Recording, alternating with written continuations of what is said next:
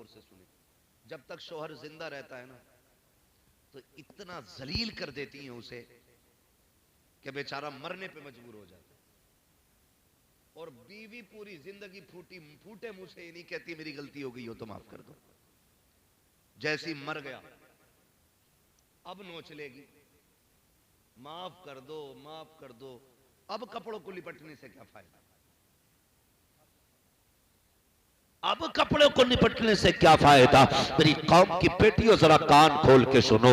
آج نہ کوئی نواب کی بیٹی ہے نہ کوئی بادشاہ کی بیٹی ہے. عام طور پر کسان کی بیٹیاں کسان کی بہنیں، مزدور کی بیٹی مزدور کی بہن ہے. کبھی تاریخ اٹھا کر کے دیکھو، موت اتنا بڑا شانہا ہے. یہ کسی دروازے سے خالی نہیں لوٹا فرشتہ. جس دروازے پہ آیا کہ کسی کو لے کے گیا ہے، جس دروازے پہ آ گیا ہے کسی نہ کسی کو ساتھ لے کر کے گیا ہے. آج ہوتا یہ ہے مرنے کے بعد شوہر سے معافی مانگی جاتی ہے. کاش اس کی زندگی میں معافی مانگ لی ہوتی، جیتے جی معافی مانگی ہوتی. آؤ جینے کا طریقہ کیا ہے پوچھو نبی کی بیٹی سیدہ طیبہ طاہرہ عابدہ زاہدہ حضرت فاطمہ زہرا سے. جب وصال کا وقت آیا ہے آپ نے صبح اٹھنے کے بعد پورے گھر کے اندر صفائی کی. حضرت علی اندر آئے، کیا دیکھتے ہیں پورے گھر میں حضرت فاطمہ صفائی کر رہی ہے.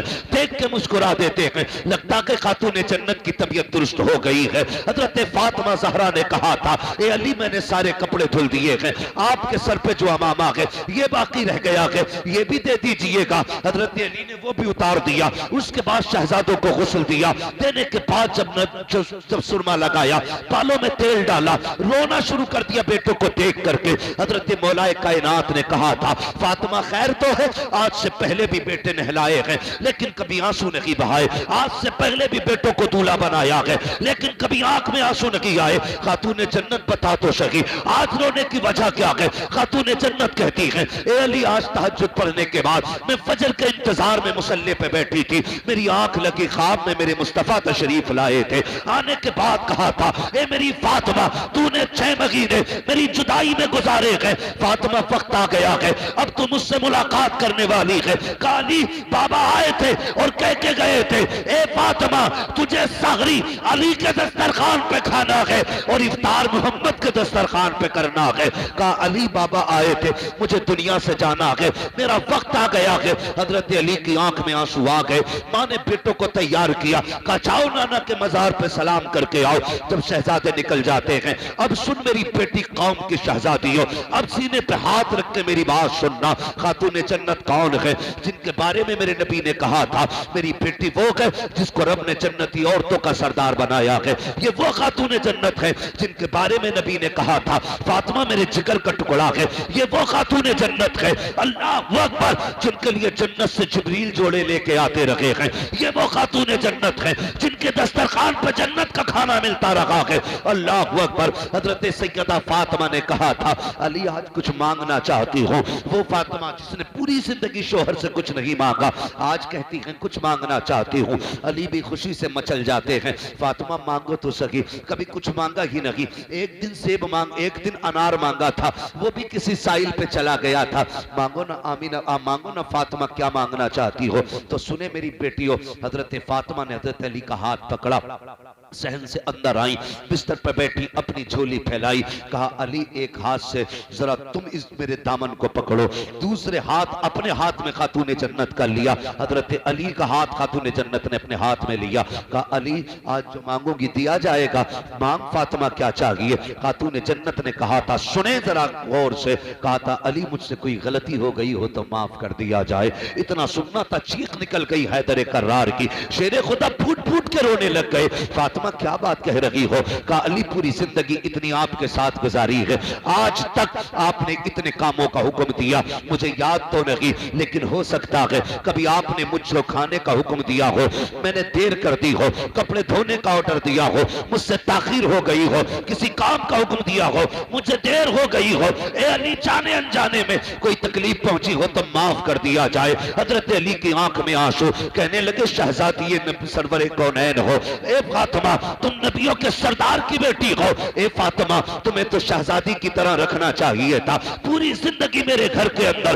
فاقے کے ساتھ گزاری، آج تک شکوہ نہیں کیا، فاطمہ معافی تو مجھے مانگنی چاہیے۔ کہا نہیں علی ایسا نہ بولیے، میں بیوی ہوں، آپ میرے سرتاج ہو، مجھے ڈر لگ رہا ہے کہیں قیامت کا دن مصطفیٰ کے آگے رسوا نہ ہونا پڑ جائے، اے علی میری خطا معاف کر دی جائے۔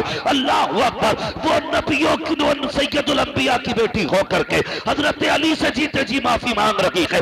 آج 24 گھنٹے شوہر کی نافرمانی کرنے والی ایک بار شوہر سے نہیں کہتی ہے کہ کوئی غلطی ہو گئی ہو تو معاف کر دیا جائے، جب مر جاتا ہے تب کپڑے نوچنا شروع کرتی ہے۔ اے میری بہن، اب کپڑے نوچنے سے کوئی فائدہ نہیں ہے، اب حساب کتاب کا دفتر، اب عمل کا دفتر بند کیا جا چکا ہے، اب یہ قیامت میں کھولا جائے گا۔ معافی مانگنی تھی تو کبھی شام کو بیٹھا کے معافی مانگتی، کبھی صبح کو اٹھا کے معافی مانگتی، کبھی پانی دے کے معافی مانگتی، کبھی کھانا کھلا کے معافی مانگتی۔ خدا کی قسم میرے نبی نے فرمایا جو عورت اس حال میں دنیا سے جائے اس کا شوہر اس سے راضی ہے، اللہ اس کے لیے قبر میں جنت کے دروازے کھول دیا کرتا ہے۔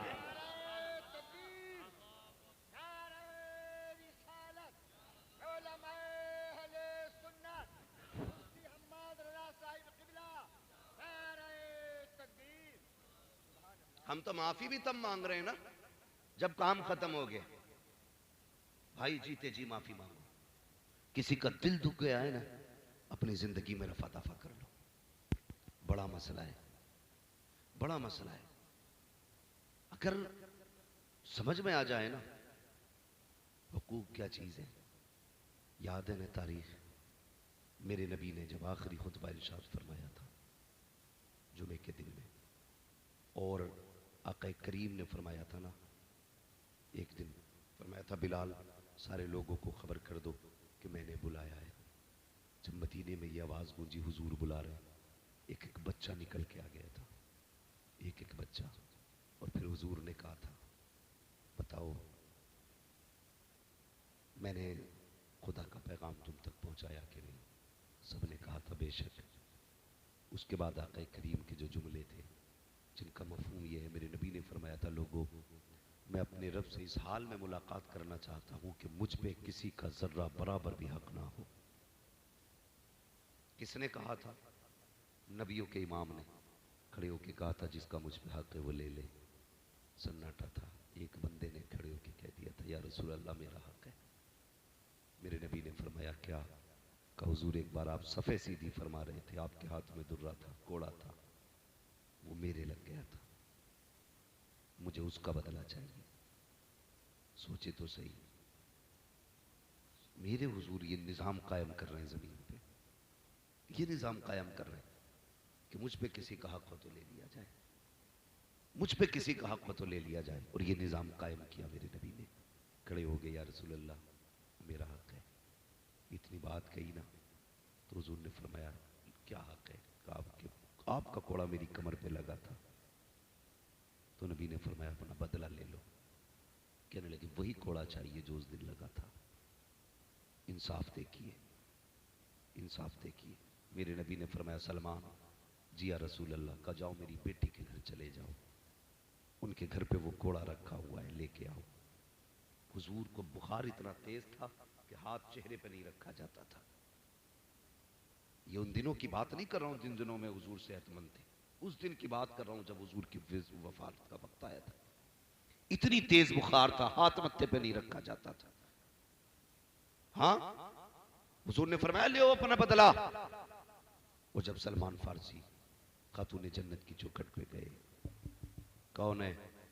کہا سلمان آیا ہے۔ کہا کیوں؟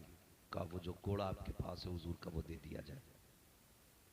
سلمان چچا اس کوڑے کی کیا ضرورت پڑ گئی؟ جب انہوں نے بتایا کہ حضور نے اعلان کیا مجھ پہ کسی کا حق ہے تو وہ لے لے۔ کہا ایک صحابی ہے وہ اپنا بدلہ لینا چاہتے ہیں، کیا کہنا چاہتے ہو؟ کہ انہوں نے کہا حضور کے ہاتھ سے ان کی کمر پہ کوڑا لگا تھا، آج وہ اس کوڑے کے ذریعے اپنا بدلہ لیں گے۔ بیٹی تو بیٹی ہوتی تڑپ گئی۔ کہا ٹھہرو۔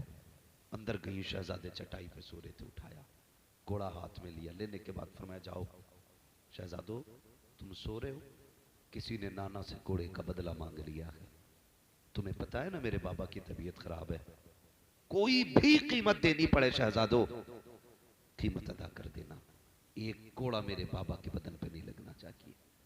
شہزادے آ گئے تھے، بات طویل ہو جائے گی، میں بس بتانا یہ چاہتا ہوں، حضور نے اس دن انصاف قائم کیا، کوڑے آ گئے، کوڑا بھی آ گئے، شہزادے آ گئے، کہنے لگے سلمان چاچا بتاؤ نا وہ کون ہے جو ہمارے نانا سے بدلہ لینا چاہتا ہے۔ اشارہ کیا اوکاشا کی جانب، دوڑ کے ہاتھ پکڑ لیا، کہنے لگے چچا ایک کوڑے کے بدلے میں 100 مار لو لیکن ہمارے نانا کو دکھ نہ دو۔ معاملہ کچھ اور تھا اس دن، سارے صحابہ نے گریہ وزاری کی، کہا حضور جب کوڑا لگا تھا میرا بدن بنا کپڑے کا تھا، قمیص اتارے، حضور نے کرتا اتار دیا۔ ابھی صحابہ کو نہیں معلوم کیا ہونے والا ہے، لیکن انصاف قائم کیا جا رہا ہے۔ حضور نے جیسی کرتا اتارا نا، اوکاشا نے کوڑا پھینکا، حضور کے بدن سے لپٹ جاتے ہیں۔ یا رسول اللہ میری اوقات کے میں آپ سے بدلہ لوں؟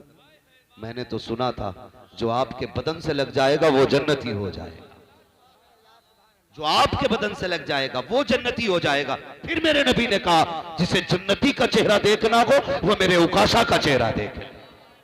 بھائی انصاف قائم کیا میرے نبی نے، انصاف قائم کیا۔ آج انصاف نہیں ہے، آج بیٹوں سے گزارش ہے، ہر بیٹے سے، آج نزاکت بھائی کے بچوں سے بات نہیں کر رہا ہوں، صرف سارے بیٹوں سے بات کر رہا ہوں۔ کئی بار ایسا ہوتا ہے نا، باپ کے بعد بیٹیاں بڑی یتیم ہو جاتی ہیں، یتیم تو بیٹے بھی ہو جاتے ہیں لیکن بیٹیاں بڑی والی یتیم ہو جاتی ہیں، اس لیے کہ باپ کے انتقال کے بعد باپ کی جائیداد کے مالک بیٹے بنے رہتے ہیں، لیکن اکثر بیٹیوں کو لاوارث بنا دیا جاتا ہے، اکثر بیٹیوں کو لاوارث بنا دیا جاتا ہے، اور اسی جائیداد پہ سانپ بن کے بیٹھنے والے کل جب بیماری آتی ہے یا برکتیں اڑ جاتی ہیں پھر کہتا دعا کرو برکت نہیں ہو رہی ہے۔ خدا کی قسم کسی کا بچانے سے دولت نہیں آتی ہے بلکہ کسی کا حق اسے کھلانے سے برکتیں اللہ عطا فرمایا کرتا ہے۔ اکثر ہوتا کیا ہے، برا نہ ماننا یہ بھی بات کڑوی ہے، اکثر ہوتا ہے یہ باپ کے انتقال کے بعد بھائی بہنوں کو چھوڑ دیتے، کئی بار بھابیاں بڑی ایکٹیو ہو جاتی ہیں، بھابیاں اگر بہن آ جائے نا کہتی لو چلی آئی کل موئی، آج پھر آ گئی، 8 دن پہلے تو آئی تھی۔ یہاں تک بدتمیزی دیکھی ہم نے، کتنی بہنوں کو دھکا دے کے دروازے سے ہٹا دیا جاتا ہے۔ تجھے کیا لگتا ہے یہ روٹی کھانے آئی ہے، یہ تجھ سے پیسے لینے آئی ہے، یہ بیٹی ہے باپ کی؟ سنو بیٹی والے میری بات کا احساس کریں گے، بیٹیوں کو دولت پیاری نہیں ہوتی ہے، بیٹیوں کو باپ کی صورت پیاری ہوا کرتی ہے۔ وہ جو آیا کرتی ہے نا باپ کے بعد، وہ بھائی سے دولت لینے نہیں آتی، ایسا نہیں اس کے گھر روٹی نہیں ہے، اللہ نے اس کے نصیب سے وہاں بھی بہت دیا ہے، لیکن یہاں کیوں آئی ہے؟ جب اسے یاد آتی ہے نا باپ کی تو سوچتی ہے چلو ایک پیڑ میرے باپ نے اپنے ہاتھ سے لگایا تھا، اس کے سائے میں بیٹھوں گی تو باپ کی محبت کی ٹھنڈی ہوائیں آنا شروع ہو جائیں گی۔ ایک کمرہ تھا میرے باپ کا بنایا ہوا، کبھی وہ اس میں بیٹھا کرتا تھا، ایک دیوار تھی جس کی بنیاد میرے باپ نے رکھی تھی، ایک تکیہ ہے میرے باپ کا، ایک بستر ہے میرے باپ کا۔ جب بیٹیاں اپنے باپ کے گھر آتی ہیں بھائیوں کی جائیداد لینے کے لیے نہیں، روٹی لینے کے لیے نہیں، بلکہ باپ کی دہلیز پر اس کی یادوں کو دیکھنے کے لیے آتی ہیں تاکہ اس کے بستر کو دیکھیں تو کلیجہ ٹھنڈا ہو جائے، اس کے ہاتھ کے لگائے ہوئے پودے کو دیکھیں تو روح کو تازگی مل جائے۔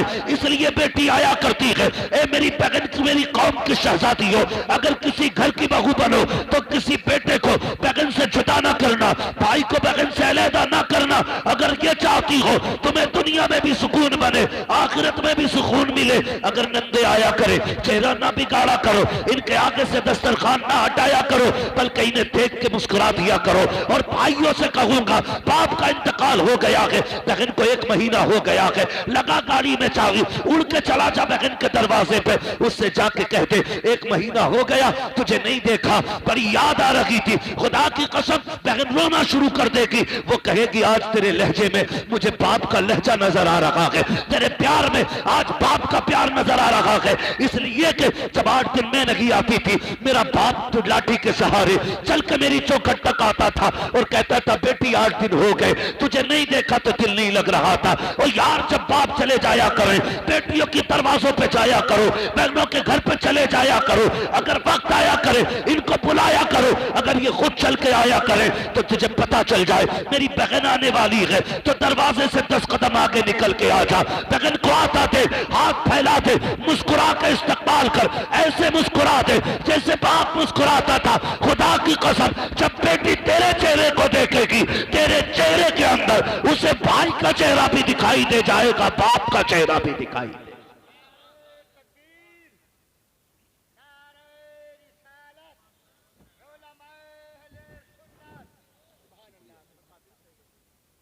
بھائی اللہ آپ کو سلامت رکھے، باپ کے بعد کبھی بہنوں کو لاوارث مت ہونے دینا۔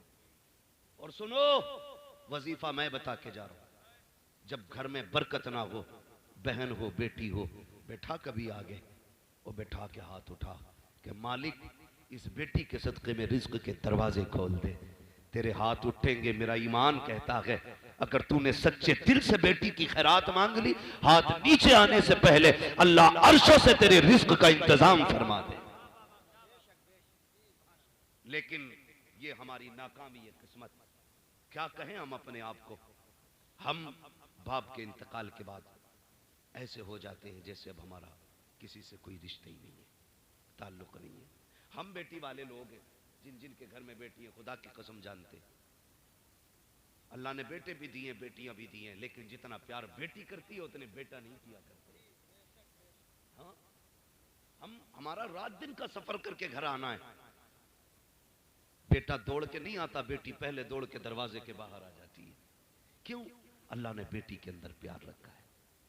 بھائی بنیے، جلاد نہ بنیے، کسائی نہ بنیے۔ اور یہ جو رواج چل رہا ہے نا جہیز کا، میں تو کہتا ہوں اگر ہم سے بہن بیٹیوں کو ان کا جو شریعت نے حق رکھا ہے نا مالیت میں وہ دینا شروع کر دیں تو جہیز کی لعنت کا جنازہ ہی نکل جائے گا۔ مروجہ جہیز جو آج کل چل رہا ہے، کوئی نہیں مانگے گا یار تم سے گاڑی، تم اپنی بیٹیوں کو حق دو، دوسروں کی بیٹیاں تمہارے گھر میں اپنا حق لائیں گے، پھر اللہ برکت عطا فرمائے گا۔ لیکن ہمارے تو حالات ایسے، اگر بھانجا بیمار ہو جائے فون بند کر لیتے ہیں، کہیں بہن فون کر کے پیسے نہ مانگ لے۔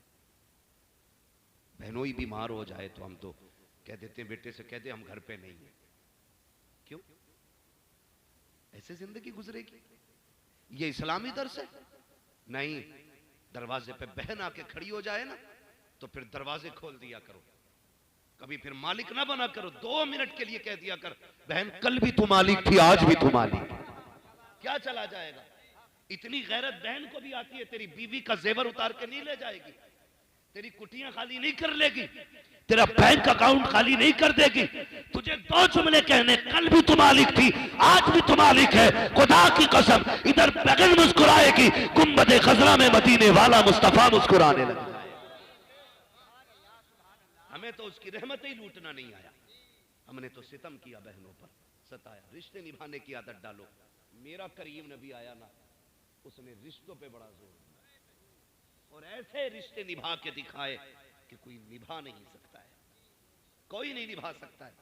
آج بہن مجبوری لے کے آ جائے تو بھائی چہرہ بگاڑ کے کہتا آ جائیے، کل کہہ دیتی تو میں 1 لاکھ بھی دے دیتا۔ بے کوے تجھے دینا ہوتا تو آج بھی دے سکتا تھا۔ یہ جو کہتے ہیں نا 1 دن پہلے مانگ لیتے، مہا مکار ہوتے۔ بھائی ہماری مانگنے سے 1 دن پہلے کلفی ہو گئی تیرے گھر میں، مت دو، صاف کہہ تو نہیں دینا، جھوٹ کیوں بول رہا ہے؟ بہن مانگ لے بھیا طبیعت خراب ہے، دوا کا پیسہ نہیں ہے، ارے پگلی تو نے اب فون کرا، ابھی لے گیا بھورا پیسہ، ہاں ابھی لے کے چلا گیا بھورا، تھوڑی دیر پہلے فون کر دیتی تو میں کیا کروں، چل پگلی چل ٹھیک ہے تو دیکھ پھر میں دیکھتا ہوں، یہ کہہ کے بات ختم کر دی۔ یہ رشتے ہوتے؟ چل مدینے والے کی چوکھٹ پہ، حضور ہیں، میں ابھی سگے رشتے کی بات نہیں کرتا، ایک دور کے رشتے کی بات کرتا ہوں۔ حضور ایک دن صحابہ کی محفل میں بیٹھے، تھکے تو نہیں ابھی؟ ذرا کہہ دیں یا رسول اللہ۔ اللہ سلامت رکھے نوجوانوں، میں اکثر نوجوانوں سے گفتگو اس لیے کرتا ہوں کہ یہ مفتی صاحب نوجوان ہمارے دین کا مستقبل، دین کا مستقبل ہے، انشاءاللہ دین کی ذمہ داری آنے والے دور میں انہی کے کندھوں پہ آنی ہے۔ جتنے دین کے ستون مضبوط ہوں گے اتنا دین ہمارا مضبوط ہوتا چلا جائے گا۔ اس لیے میں نوجوانوں سے زیادہ گفتگو کرتا ہوں، اور ایسا نہیں ہے اللہ سلامت رکھے کوئی نوجوان کہیں سے چل کے آیا، کوئی کہیں سے چل کے آیا، ہاتھ بھی ٹھنڈے، مسافہ بھی ہوا، میں نے پوچھا بھی، کسی نے کہا بھی آ رہے، کسی نے کہا دور سے آ رہے۔ یہ بتاؤ، لوگ کہتے ہیں کہ جوان دین سے دور ہو رہا ہے، یہ حضور کا عشق نہیں ہے؟ جتنے چہرے نظر آ رہے ہیں ان میں زیادہ تر نوجوانوں کے چہرے نظر آ رہے ہیں۔ کل بھی نوجوان حضور سے کثرت سے پیار کرتے تھے اور آج بھی کثرت سے پیار کرتے، اور ایسا نہیں تبدیلی آئی ہے، چینجنگ ہوئی ہے۔ جو لوگ کہتے ہیں جلسوں سے فرق نہیں پڑا نا، وہ غلط کہتے ہیں۔ ہم سے ہزاروں نوجوانوں کے فون آ کے انہوں نے کہا جب سے گفتگو سنی ہے میں نے کسی بیوہ سے نکاح کیا، کوئی کہتا میں نے بنا جہیز کے نکاح کیا ہے، کوئی کہتا میں نے بنا ڈیمانڈ کے نکاح کر لیا، کوئی کہتا میں نے فلاں کے اپنی بیٹی کے ساتھ 4 غریب بیٹیوں کی شادیاں کرائی ہے، تو دل ٹھنڈا ہوتا ہے، فرق پڑا ہے۔ ایسا نہیں ہے۔ جو نوجوان رات و دن گانے سنتے تھے آج اللہ اور اس کے رسول کی نعتیں سن رہے ہیں۔ یہ تبدیلی کیسے ہو گئی؟ تم ان کی محفل میں بیٹھنے لگ گئے، مدینے والے کی نظر تم پہ ہونے لگ گئی ہے، اور جس پہ حضور کی نظر ہو جائے اس کی دنیا بھی بدل جاتی ہے، آخرت بھی بدل جاتی ہے۔ ہاں، ورنہ میری کیا اوقات، مفتی صاحب کیا، زبیر بھائی کا، کس کی کیا اوقات جو کسی کو بدل دے؟ دور تو اتنا سخت ہے، بیٹا باپ کی سننے تیار نہیں، ہماری کون سنے گا؟ یہ جو بیٹھے ہوئے ہو نا، ہماری وجہ سے نہیں، مدینے والے نے بٹھا رکھا ہے۔ اللہ کا شکر ادا کرنا اس بات پہ بھی، اللہ کا شکر ادا کرنا۔ حضور کی محفل سجی ہے، صحابہ فرماتے ہیں حضور بیٹھے تھے، اچانک اٹھے اور دوڑ لگا دی حضور نے، بغیر کہے چلے گئے۔ صحابہ فرماتے ہیں ہمیں تو ڈر رہتا تھا، دشمن کا دور تھا، لوگ مخالفت میں رہتے تھے۔ بولے ہم نے جب حضور بغیر کہہ گئے ہم نے بھی پیچھے پیچھے دوڑا لگا دی۔ کہا حضور ہماری نظروں سے غائب ہو گئے، ہم کیسے تلاش کرتے؟ صحابہ پھر بتاؤ کیسے ڈھونڈا؟ کہنے لگے پھر ہم نے اپنی سانسیں تیز کر لی، جدھر جدھر سے خوشبو آتی جاتی تھی ہم راستے ادھر کے اختیار کرتے جاتے تھے۔ اور اعلیٰ حضرت فرماتے ہیں ان کی مہک نے دل کے غنچے کھلا دیے گئے، جس راہ چل دیے ہیں کوچے کوچے بسا دیے، کہا جدھر سے خوشبو آتی تھی ادھر چلے جاتے تھے۔ کہنے لگے خوشبو لے کے آ گئی ہمیں غریب کے دروازے پہ۔ توجہ ہے، ایک غریب کے دروازے پہ محبوب کھڑے ہیں، ہم بھی جا کے کھڑے ہو گئے۔ حضور فرماتے ہیں دروازہ کھٹکھٹایا، حضور نے، صحابہ کہتے ہیں اندر سے ایک بچی کی آواز آئی، کون؟ حضور نے فرمایا تیرا بھائی۔ اس نے کہا میرا کوئی بھائی نہیں۔ حضور نے فرمایا تیرا باپ۔ اس نے کہا میرا کوئی باپ نہیں۔ حضور نے فرمایا تیرا قریبی۔ اس نے کہا میرا کوئی قریبی نہیں۔ پھر حضور نے فرمایا دروازہ تو کھول۔ جب بچی نے دروازہ کھولا حضور اندر گئے، بچی رو رہی تھی۔ میرے محبوب فرماتے ہیں بتا کیا تو نے اپنے بھائی کا نام لے کے آواز نہیں دی تھی؟ وہ ایک کمرے کے اندر، اور حضور صحابہ کی محفل میں، کئی گلیاں مڑ کے حضور گئے۔ صحابہ کہتے ہیں اچانک حضور اٹھے تھے، فون ٹیلی فون کا دور نہیں تھا۔ حضور فرماتے ہیں بتا تو نے نہیں کہا تھا کاش میرا باپ آ جاتا؟ کہا تو تھا۔ فرمایا تیری اسی صدا کا جواب بن کے آیا ہوں۔ کہا تو نے یہ نہیں کہا تھا کاش میرا بھائی آ جاتا؟ کہا یہ بھی کہا تھا۔ کہا پھر سن تیری اسی صدا کا جواب بن کے آیا ہوں۔ کہا تو نے یہ نہیں کہا تھا کہ کاش کوئی میرا ہمدرد ہوتا؟ کہا تو تھا۔ فرمایا تیرا ہمدرد بن کے آیا ہوں۔ رو دی بچی۔ اس نے کہا میرا باپ تو ہے لیکن وہ نہیں آیا۔ حضور فرماتے ہیں بتا بیٹی بات کیا؟ اس نے کہا میں بہت چھوٹی تھی، میرا باپ مجھے بازار میں بیچ کے گیا تھا، اور آج اس نے کہا 7 سال ہو گئے اس گھر کی نوکری کرتے کرتے۔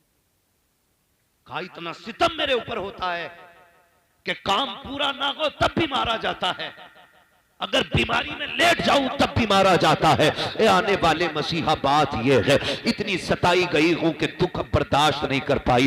آج میں نے پہلی بار کہا ہے کاش میرا باپ میرا دکھ دیکھ لیتا، میرا بھائی آتا میرا ستم دیکھ لیتا، وہ جو بیچ کے چلا گیا کاش مجھے آ کے دیکھتا، اسے پتا چلتا بیٹی پہ کتنا ستم کیا ہے۔ اتنا سننا تھا، نبوت والی آنکھیں برسنا شروع ہو جاتی ہیں۔ میرے نبی فرماتے ہیں صحابہ اس کا سارا سامان اکٹھا کیا جائے، بچی سے کہتے ہیں بتا تیرا مالک کہاں ہے؟ اس نے کہا فلاں ٹیلے پہ رہتا ہے، فلاں پہاڑی کے پیچھے مکان ہے۔ مدینے والے نے سارے سامان کا ڈھیر لگوایا، 2 گٹھریاں بنی ہے، ایک گٹھری حضرت سلمان نے اٹھائی، دوسری حضرت بلال نے اٹھائی۔ جب لے کے چلنے لگے محبوب نے آگے بڑھ کے دونوں گٹھریاں لی۔ بچی کہتی کدھر لے کے جا رہے ہو؟ کہا میں نے تجھے بیٹی کہہ دیا ہے، میں نے تجھے بیٹی کہا ہے، چل اس کے دروازے پہ جو تجھے خرید کے لایا تھا۔ جب محبوب گٹھری لے کے چلے صحابہ نے کہا تڑپ کے یا رسول اللہ ہم جانے دینے تیار ہیں، گٹھری کیوں اٹھا رہے ہیں؟ کہا زمانے کو بتانا چاہتا ہوں اگر بیٹیاں باپ کی ذمہ داری پہ آ جایا کرے بوجھ نہ سمجھنا، محمد کی سنت سولا کے اس کو کندھے پہ اٹھا کے چلنا ہے۔ اس لیے میرے حضور نے بوجھ اٹھا لیا، دونوں گٹھریاں رکھ لی۔ کہا زمانے کو بتانا چاہتا ہوں بیٹیاں پلٹ کے اگر باپ کی چوکھٹ پہ آ جائیں وہ بوجھ نہیں رہتی ہیں، اور ان کا بوجھ باپ کو بوجھ نہیں لگتا ہے۔ حضور نے دونوں گٹھریاں کندھے پہ رکھی ہیں اور فرمایا بچی سے چل آگے آگے۔ وہ آگے آگے جب اس جگہ پہ پہنچی اور وہ سامنے جو یہودی تھا وہ چھت پہ بیٹھا تھا، اس کے کچھ یار تھے، میں رشتہ دار، وہ بھی آئے ہوئے تھے۔ اس نے حضور کو آتے دیکھا نا، ساتھ میں بچی کو دیکھا، اس نے سوچا کچھ ہو گیا ہے، کھٹ سے نیچے کود گیا، بچی دروازے پہ لے آئی، میرے حضور نے چوکھٹ بجا دی، اندر سے آواز آئی کون؟ فرمایا انا محمد الرسول اللہ۔ اس نے دروازہ کھولا، سر سے لے کے پیر تک دیکھا، دیکھنے کے بعد کہا کیسے آئے ہو؟ کہا یہ تیری خریدی ہوئی بچی ہے؟ کہا ہاں۔ فرمایا اس کی قیمت بتا، آج اسے خرید کے محمد آزاد کرانے آیا ہے۔ جیسی اتنی بات سنی نا، اس نے قیمت تو کچھ نہیں بتائی، دوڑ لگا دی، اندر گیا، جانے کے بعد بڑی پرانی کتاب اٹھا کے لایا، اپنے بزرگوں کی کتاب لانے کے بعد اس نے کہا تھوڑی مہربانی کریں گے؟ کہا کیا؟ کہ ذرا تھوڑا سا اپنا کالر کا بٹن کھولیں، مجھے کچھ دیکھنا ہے۔ محبوب نے تھوڑا سا بٹن کھولا، اس نے کتاب کے ورق پلٹے، ورق پہ ورق پلٹتا رہا۔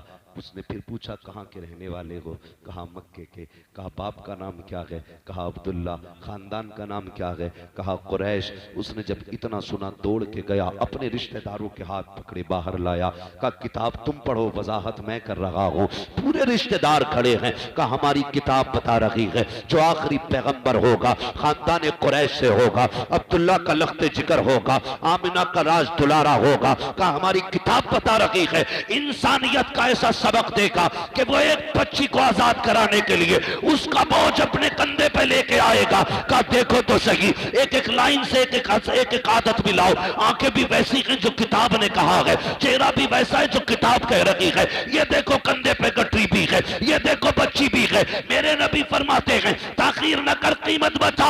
اس نے رو کے کہا تھا کہ صرف بچی آزاد کرانے آئے ہو؟ کہا ہاں۔ اس نے کہا یا رسول اللہ اب سے بیٹی کو آزاد نہ کرائیے، ہاتھ بڑھائیے، ہمیں بھی کفر سے آزادی عطا فرما دیجیے۔ ہاں یہ